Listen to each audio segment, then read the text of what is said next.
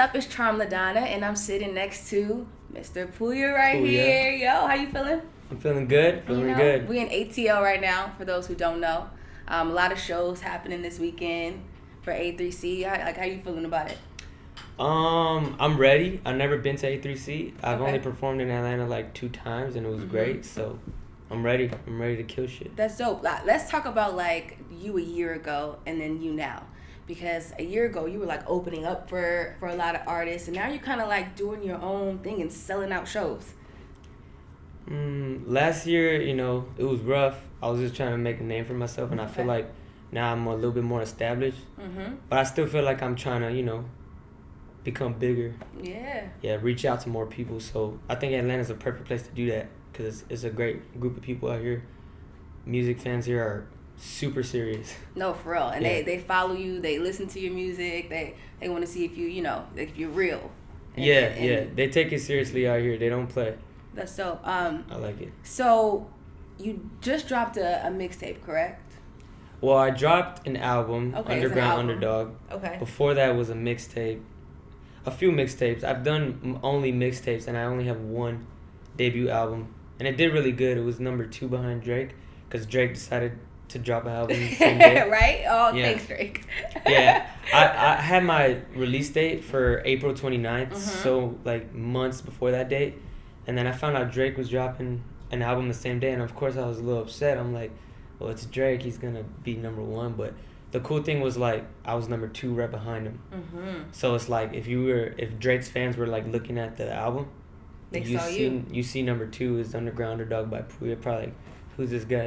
Yeah, no, for I sure. thought it was pretty cool. All right, I was gonna say, how did you feel in that moment? Like, where is it like a surreal situation? Yeah, after it was like, I'll never forget. I was in Los Angeles and the album dropped, and we were sitting at Wendy's, and I'm just sitting at Wendy's eating chicken nuggets, and my album's just trending on Twitter, and it's like crazy. Number 2, and I'm just literally at Wendy's, having a celebration with my girl and like my boys. Like, it was cool. That's dope. It was a cool experience. With you, I mean, being number 2 that fast, right? Do you feel like you have somewhere to go? Or are you like with this next, because were you working on a project now? Yeah, I'm working on another album right now. Like, I'm working on another album right now. I have the name, but I'm not allowed to say it yet. I understand. I guess it's too early or some. Yeah, no. Some manager shit. I'm not supposed to say it. I don't want to get in trouble. I'm not supposed to say it. All right, okay. I won't pressure you. But it's a good name. I thought of it. Okay. I'm like 2 songs deep. Okay. It's gonna have. You're just starting. Yeah, I just started. Okay. It's not gonna have any features. I'm on like some J. Cole shit, I guess. I don't want no features on it. I just want to be like just me. Because I want people to listen to my music for me, not for a feature, No, for sure. Like, what do you look for in producers, though? Is it just people like? Well, my last album was all produced by this guy named Getter. He's a really good producer that I like, and I guess, like, with producers, I have to have a connection with them. I don't like that email stuff, like, email me a beat and I'll listen to it. No, I like being in the studio while we make the beat. Because then you can make it, according to my style. Right. To my sound, whatever. That's dope. I like being there. I love being there. So with this next project, you're very much like, you're hands-on. It's still you. Yeah. Because, sometimes, artists put out albums and the first project is them, and then other entities start coming in when you get a little successful. Or like, exactly. Like, I actually took a few steps backwards for this album, because the first album I was open to a lot more things and other sounds. This time it's more me. Okay. So that's why the first album had features, and this one I don't want to do features, because I just want to put out my sound, and I'm not sure what it's gonna sound like, because I don't like putting myself in a box. I want to grow and make new sounds. No, for sure. Sing if I have to, like all types of things. No, I get that. Do you have a date? Do you have a timeline? Or is it just like you just whenever? I never like to put myself on like a timeline, because then I find myself being rushed. For the first album, I was a little rushed because I put out the date and I was like, shit, I still got 2 more songs to complete. Right. So this time around, I'm just basically like the few mistakes I made for the first album. Okay. In the process of making that album, I'm gonna make sure that I don't make those same mistakes twice.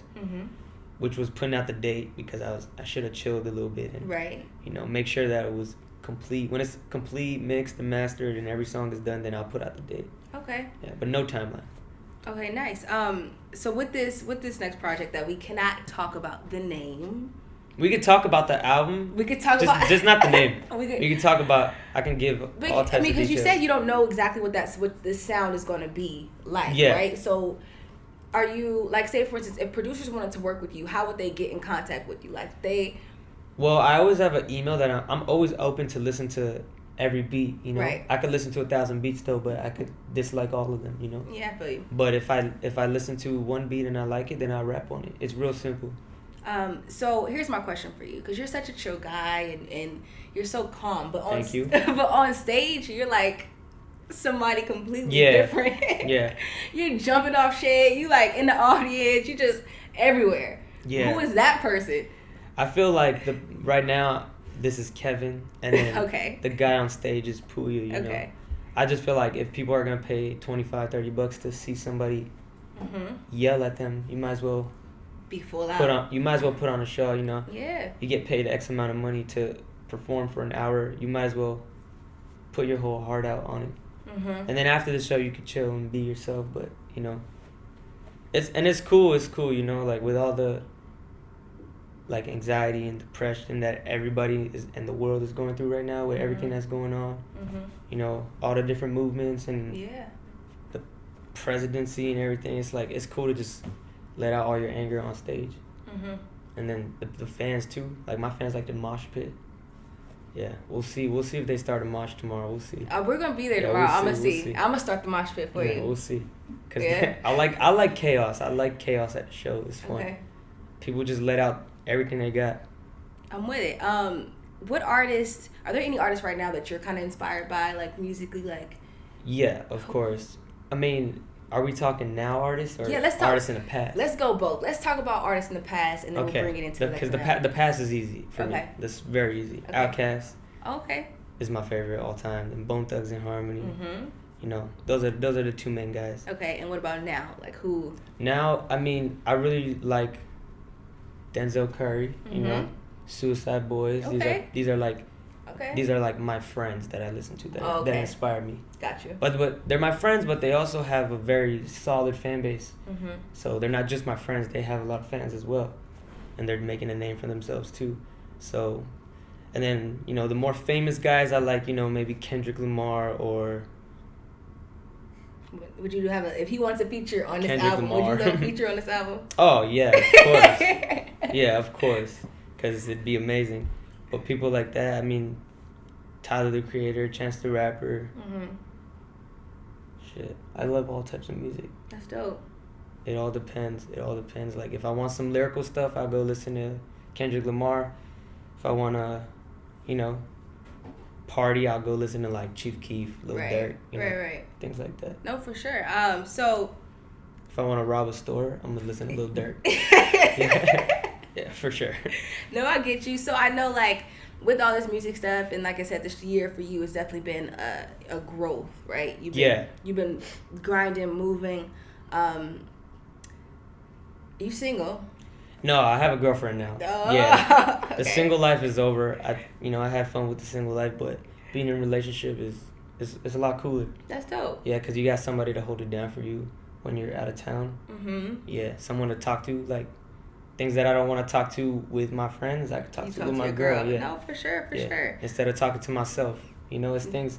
A lot of people like, you know, talk to themselves about their own feelings, like in their head. You know what I mean? Yeah. Not like actually talking to yourself, but like things you don't want to talk to other people about. You don't even want to talk to your parents about this shit, you know. But your girl, she's you like, can talk to. She's your right hand. She's your main. She's there for you. All that. No because judgment. the reason why I asked is because, you know, with being an artist and hip hop and rap and just like this whole world, you know, females. They're crazy. Yeah, they're out here. Yeah, they out here. They're out here. You know what I mean? And I know, like, what's your DM like? I know your DMs are crazy. It's hectic, but you know, I just gotta. It's easy to ignore that shit when you have somebody that holds it down for you. Yo, you are so focused. I'm with it. I try. I try. I try to stay focused because I got real bad anxiety most of the time. Okay. It sucks. But have you always had anxiety? Yeah, I got like diagnosed with anxiety when I was like 15. Okay. And I like talking about it because there's a lot of kids that don't talk about it and that are dealing with the same shit. So I try to relate in that way, in that sense. They could relate to me. So when you say anxiety, you don't have anxiety before shows though, no? Or Well, before shows, of course, I'm nervous like any natural person would be, because Mm-hmm. you want to put on a good show and your mind's just going in 1,000 different directions. Like, what if they don't like me? What if it's the fans are not even having fun? Mm-hmm. But once I get on stage and then I see people are fucking with me, then it's cool. Then So- everything just falls out. What works for you? Like if a kid was watching this right now and they have been diagnosed with anxiety, like what works for you in the sense of like calming yourself down or like? That's a great question, and I feel like the answer to that would be so complex because there's so many different things that different people use to calm themselves down. But Mhm. I think talking about it works a lot. Okay. That's probably the number one thing, because if you keep it all bottled up, then it's just gonna keep growing inside you. Right, for sure. Yeah, it's a real thing. I mean, I It's a appreciate real you being thing. honest right now. Most people don't come out. I mean, not to say it's a flaw, but most people don't just come out and say what their issues or what they're trying to work on. Yeah, or- exactly. But my music is all about my insecurities, things like Mhm. that. Like I like rapping about all my insecurities and everything that I feel, because I feel like if I don't rap about what I feel, then it's just a big lie. What made you decide to turn to rap for that outlet? Well, I dropped out of school in 10th grade, so then I got a job, and I was like, man, this job sucks. I was like, what do I like to do? I like to skateboard, Mm-hmm. and I like music a lot. Okay. So I was like, man, maybe I could be a rapper. Mm. And I never thought that I would be like a talented rapper, I'm not trying to be cocky and say I'm talented, but I'm pretty fucking good. Yeah. And I was like, damn, maybe I could try rapping. So I went to Best Buy, bought a $50 mic, put it in my bedroom, and shut my door and Just went. stayed in there for hours on hours. Made some shitty sounding music Mhm. because I didn't know what the fuck I was doing. Did and you then produce too, or you was just like? no, I didn't produce. I went on YouTube and put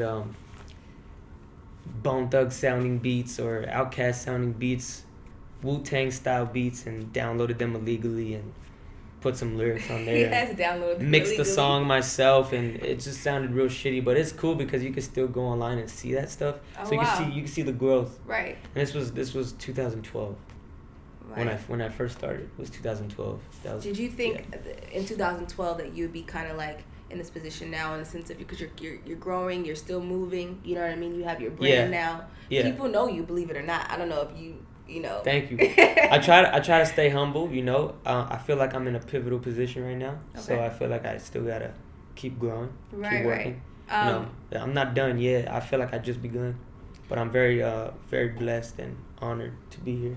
Right. What's the label situation looking like for you? I'm an independent artist. I've been independent since day one, and the Is that only something thing I like- got is a manager right now, and he's just like a buddy of mine that manages me. And Mm-hmm. like I bring my brother's my tour manager. Like my best friend is my producer. Like That's dope. So Yeah, are it's you all looking for? homies. Do you are you Um, like looking to go that way? Or are you just like what this indie route is like? yeah, being So- independent is great, but I keep an open mind. Mm-hmm.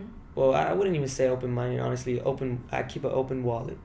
You feel what I'm saying? Because if somebody wants to give me $10 million to do an album, so be it. 10 million, Yeah. But if it's not like some fat check like that, then I don't really see the necessity of having a label. I'm with it. Yeah. I'm with it. So I mean, I know you have shows out here, but what outside of these shows in ATL, what else do you like? Are you touring? Well, I just got off of a 37 city tour. How was that? Like how was all the vibe? across the United States. Oh, it was amazing. It was amazing. Yeah. I have the best fans in the world. I feel like I really appreciate them. So Shout I out just- to the fans. Yeah, for real. I mean, for that, if it wasn't for them, you know how it is. If it wasn't for them, none of Yeah, us no. would be here. None of us, So I'm excited. I'm excited to listen to the new album. I'm excited to know what the album is going to be called because you're going to give me a little like exclusive, right? yeah, I got you. This on camera, so you don't. I got you. And thanks for having the time. I know you guys have a crazy week. Yep. I know you got a lot of stuff going on. Yeah, I'm gonna go sleep Pouya. to prepare. For sure. Can you do one thing for me? Can you give just a shout out to my mixtapes? My Mixtapes. Thank you so much for the opportunity. I hope that I die tomorrow on stage because that'd be fucking amazing. Yeah, how you feel? I feel great.